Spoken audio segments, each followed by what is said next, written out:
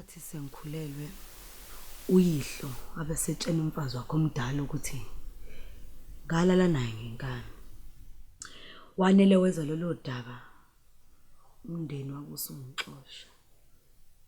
Ngasala ngedwa. Ngingenalutho. Ngingenayo indawo yokuhlala. Uye futhi uyihlo wabesenyenya esakhela wona lo muzi sihlala kuwo. Uyazi ukuthi ucabanga ukuthi ingane ikhuliswa ngemali?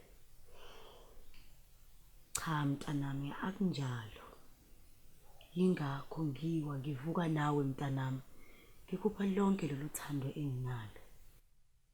Angifuni ukuba yigwala njengoyihlo. Okwakumele abhekane ngqo nemisebenzi yakhe. Engifuna ukuthi ukufunde mntanami ukuthi indoda iyohlezi igxeka owesifazane. Ungakukhohlwa lokho yazi.